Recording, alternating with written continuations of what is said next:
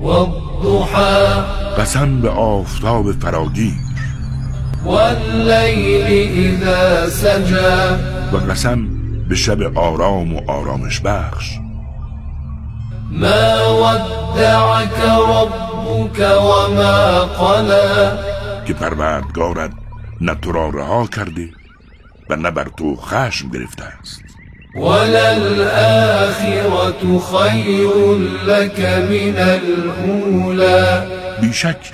آخرت برای تو از دنیا بهتر است ولسوف یعطیک ربک فترضی به زودی پروردگارت به تو نعمتی عطا کند تا خوشنود شوی الم یجدک یتیما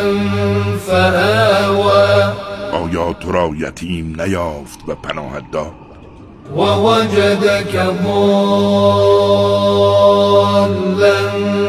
فهدى آیا تو را گمگشته نیافت و راهنماییت کرد ووجدك عائلا فأغنى آیا تو را عائل من نیافت و بی نیازت ساخت فأما اليتيم فلا تقهر پس هیچگاه دل یتیم را میازار وأما السائل فلا تنهر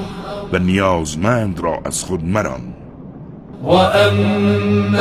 بنعمت ربك فحدث